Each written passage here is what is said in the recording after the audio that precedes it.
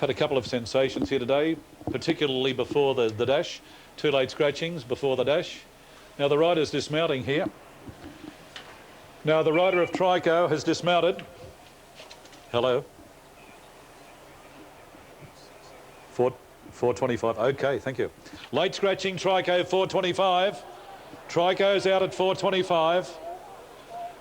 Trico a late scratching. The favourite is out. Trico's out at 425. So another sensation here. Trico out at 425. It was the solid favourite, and they're racing, and Miss Ken got away well towards the centre, followed by Revived and out wide Chosen Valour.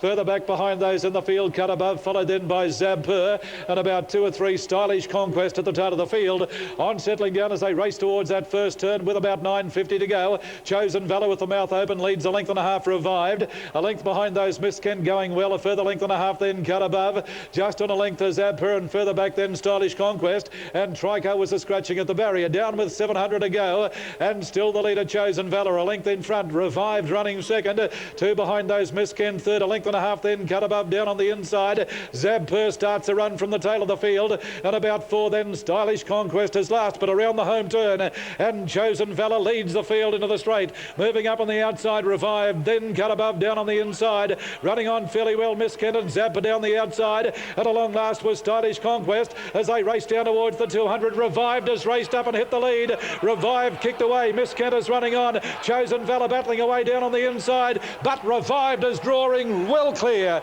A very impressive win, Revived. Hands on heels. Revived by about 3.5.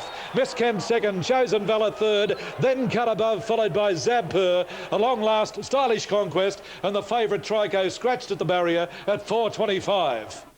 Well, they'll be the approximate dividends, 11, 8 and 1 there. Race 1 at Nowra about to get underway at the bowl as we take you to Graham Tonkin for the call of the first event at Nowra. Thanks, Gray. Thank you very much, Nick. Thank you, Nick. Back at Canberra, I'm with the winning trainer of the Black Opal Stakes, Pembleton's trainer, John Morrissey. Firstly, congratulations, John. We're very pleased for you. Thank you very much, Matt. First question, where's he heading to now? That's what everyone wants to know. Is it straight onto the slipper now? I won't know to see how he pulls up. He's been in work since July, this horse, and he sort of was affected by the heat a bit the last couple of days. I didn't really think he'd get to the post. Even this morning I thought I'd come here thinking he'd be a late scratching, but he won and that's all he can do, but I've just got to see how he recovers and how he gets over this little problem. Is it true he's the type of horse that likes a bit of time in between each run? Yeah, the 11-day backup sort of it's not suitable for him. He's like to have a couple of easy weeks after a run, then do a little bit of work, you know, going into it. Okay. Were you happy with the run today? I mean, a lot of people expected him to win by 8 or 9 or 10 lengths. He got in by about a length and a half. Were you pleased?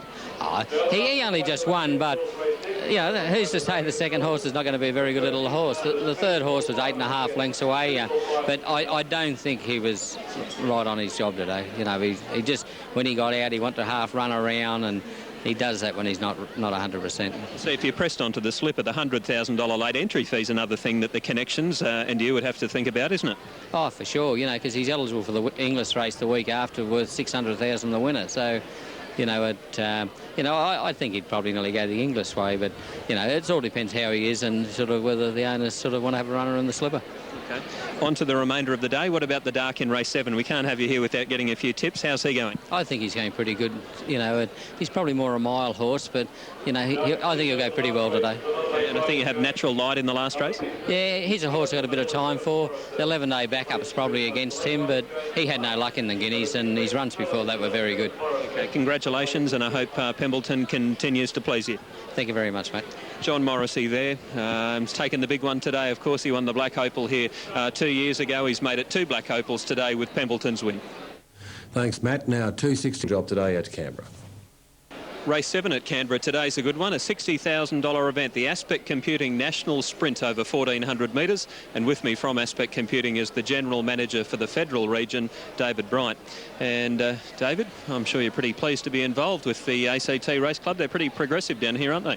They are, Matthew. I'd have to say that this is our second opportunity to participate in the Black Opal, and we're delighted to be part of it. All right, tell us a bit about Aspect Computing. Australian company, is it?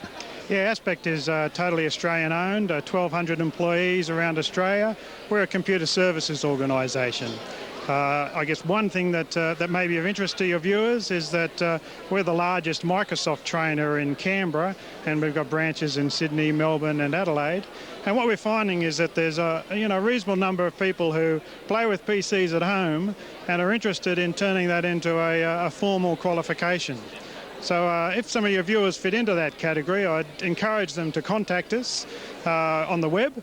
We're at www.aspect.com.au, and or come along and have a chat to us and see if we can help you turn your interest into a qualification and maybe an opportunity to move into the IT industry. Terrific. Thanks for explaining that, David, and nice to meet you. Thanks, Matthew. David Bright there from Aspect Computing, and they're sponsoring the National Sprint Race 7 here at Canberra today. There's a man who knows his stuff. Thank you very much, Dave. And good. Back at Canberra as we lead up towards the National Sprint $60,000 race, Race 7, Michael. Yeah, good betting event, Matt. The favourite on course is number 5, The Dark. I really do like him. This is the race he's been set for. He's had the 3 runs back from a spell now. He really has been fine-tuned by John Morrissey. Unbeaten on this course and distance, and he's an on-pace runner, and that may be advantageous coming towards the end of the program. Number 1, Cat Scenario, it looks well, certainly well in at the weights, only 3.5 kilos over the limit, and he's had the 2 runs back from a spell now and does look well placed in this open company event. He's been placed in group company, Matt, so he's a horse of plenty of ability. 6, Pete Bog, he's just going to get a lovely run in transit from barrier 2. His win last start was tip-top, and he's a very fit conveyance. Number 2, Triple Header, can't fault him in the yard, but certainly for the wide barrier, just a little bit of a concern what sort of run Triple Header's going to get in transit. Number 9, Sir Avalanche, the local runner, been racing ultra consistently. Biggest test today, and I want to gamble against him. But 5, The Dark on top from Count Scenario and Pete Bog. 5, 1, 6 and Race 7 coming up soon. It's a good race, isn't it? And we're looking forward to that race coming through from Canberra pretty soon. Now, race 6 at Moonee Valley. Moving in well. Now, Joe joins us. Thank you, Joe. Waiting on Sir Avalanche and Triple Header to move in. Sir Avalanche goes up. Triple Header will be the last. Triple Header trained by Gary Moore. The line is just about set here now. They're all in. They're boxed for the National Sprint. 1,400 metres the journey. There's the light. They're racing a good level start, and Sir Avalanche in the centre went straight to the lead. Pete Bog is going up along the inside. The Dark up running third, followed then by Triple Header. Back on the inside, Count Scenario. Further back to go Earl, followed by Toro. And 2 at the tail of the field was Sporting On, settling down as they race down the back. They've got about 1,100 to go on the big fellow. Sir Avalanche bowling along. A length and a half, Pete Bog ahead off third on the outside. The Dark further back then. Count Scenario down on the inside of Triple Header. Further back to go Earl.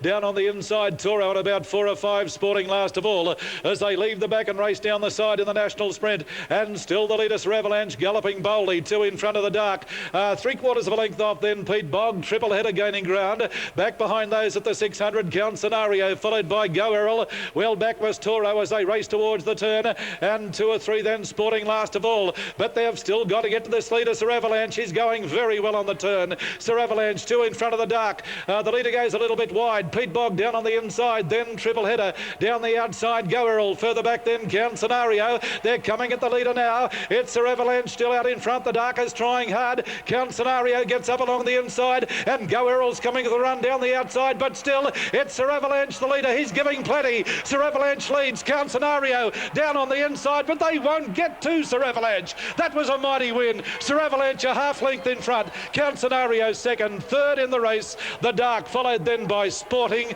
Tiring in the straight, Go Earl, followed then by Pete Bog and Triple Header, and Toro was last. Well, I hope you had something on that. That was one of my specials this morning. You've got a skite when you get a winner.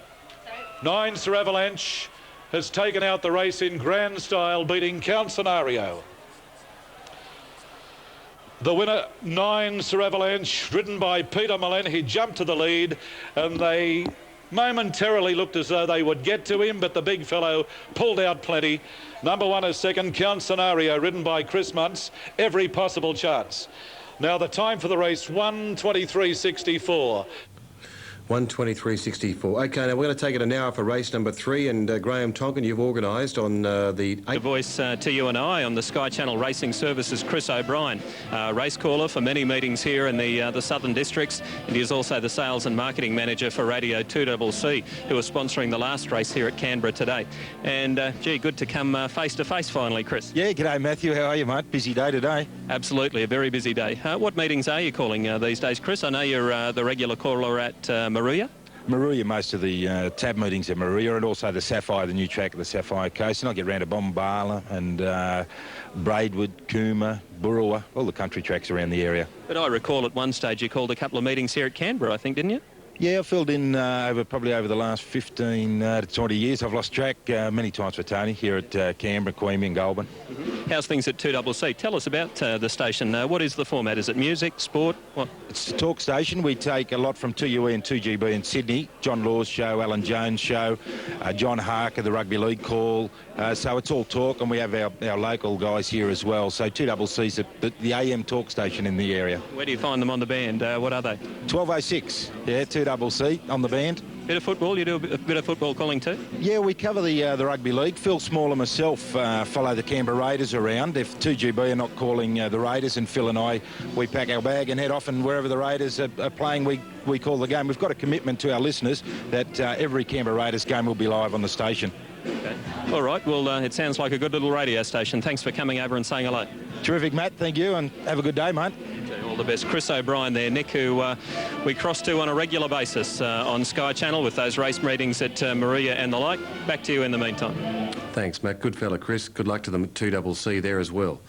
Now, race 8, riding change at Canberra. Natural Light's now Matthew Carl and Roy McCabe on race 8, number 4, Temecula. All right?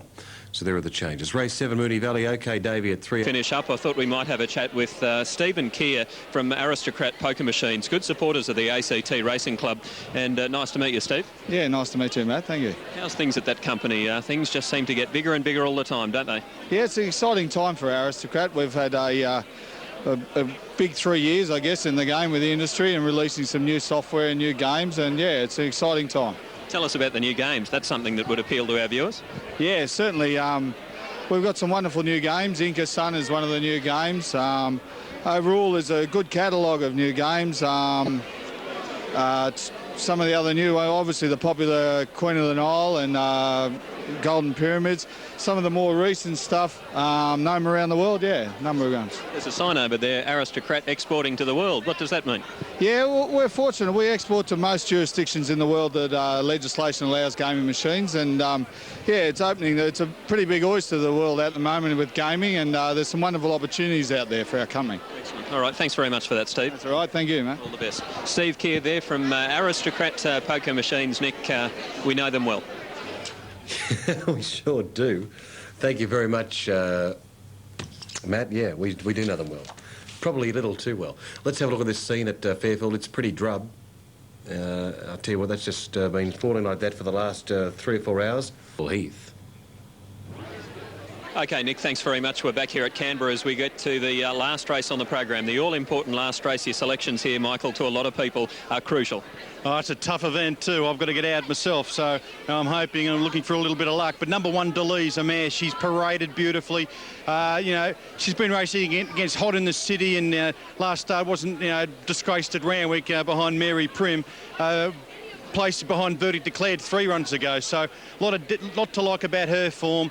A little bit awkwardly drawn in barrier 11, but she can overcome that. Off the fence isn't too bad here this afternoon. We've got number 1 Delise on top. The danger's 4 Temecula, no luck at all at Randwick last start. An impressive winner at Kembla Grange before that. And 9, number 9, where are we? Suit Street.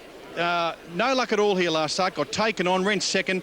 1 by 12 the margins were, so they did street the rest. Will race handy today at a very fit conveyance, Suit Street from the Barb Joseph camp. But Delise on top for mine from 4 and 9. I'm delighted that we could work together again, Mike. Yeah, it's been an interesting day to say the least. I'm looking forward to Pembleton's Golden Slipper going forward to the Golden Slipper.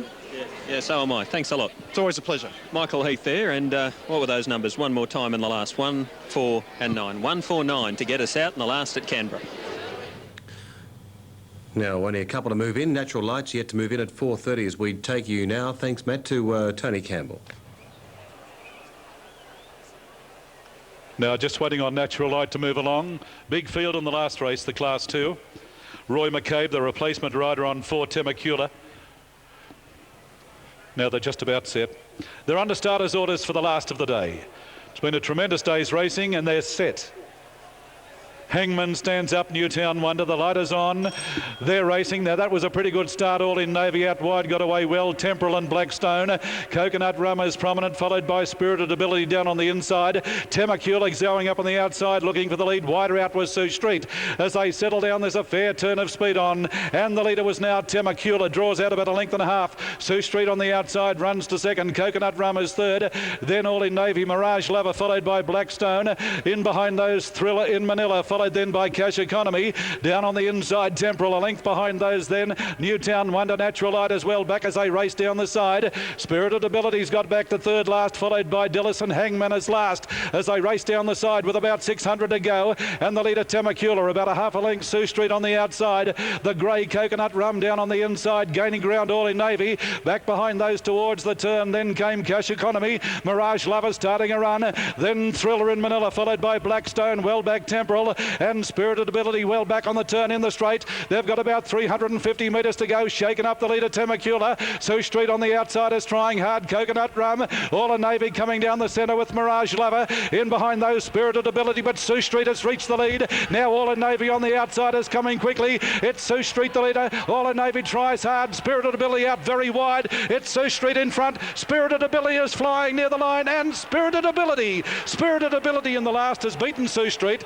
Close for third, All in Navy or Dillis, a big run. In behind those, Temporal, followed by Natural Light, Mirage Lover, then Cash Economy, further back to Thriller in Manila, then Newtown Wonder, followed by Temecula pulling up quickly, Coconut Rum, Blackstone, and the last one home in the last was Hangman. Stand by. Spirited Ability, that was a huge run. She was back near the tail of the field. Sioux Street looked the winner at one stage in the straight, but out very wide on the track. Spirited Ability raced up, hit the lead, and won very, very well indeed. Number 14 is the winner, Spirited Ability, ridden by B for Sparky Stanley. Brent Stanley rode the winner of the last race. Number 9 is second. Or stand by, number 9 is second. That is Sioux Street, ridden by John Scorse. And third, number 1, Dillis, a big run, coming from near the tail of the field. So the first and third horses came from a mile back on the turn. Now the winner, Spirited Ability, raced by G.J. McAllister. A 4-year-old bay mare by Kingston Seattle out of Menaroo Bell. Brent Stanley, Sparky Stanley for Brian Culligan. Now second, Sioux Street, trained by Barbara Joseph, John Scorse, by Dolphin Street out of Affalar. And Dillis third by Kingston Seattle out of Nordics Dolly. Mark Schmetzer, the rider for Mick Fogel. Well, there you go, Rod Gallegos says get out. Good on you, Rodney. Brent Stanley in the saddle. Terrific ride. Spirited Ability, South Street Delise. Now race 5, Nara. Brindle Opal at 8:30, 8:60 Victory Tears, 7:40 Lady Zaya, 21 from Canberra right now. And once again, here's Matt. We're back here at Canberra. It has been a very successful day here with the ADT Security Black Opal Stakes taken out by Pembleton earlier today, if you missed it. The Chief Executive Officer for the ACT Racing Club is with me now, Damien Foley. And congratulations, Damien. It's been a terrific day.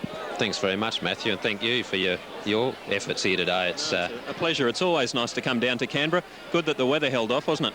Yeah, we were very fortunate. This morning I was very worried at 6:30. It didn't look real good at all, and fortunately we didn't actually have that much rain, but it just didn't look like it was going to clear, and I suppose we were very lucky in some ways in that it did clear, but it cleared probably later than we wanted.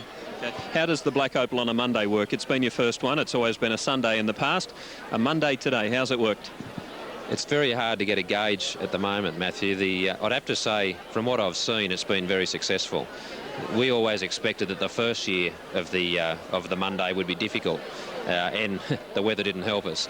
So the weather and a lot of late scratchings at the barrier didn't help us, I should say. The turnover won't be what we wanted.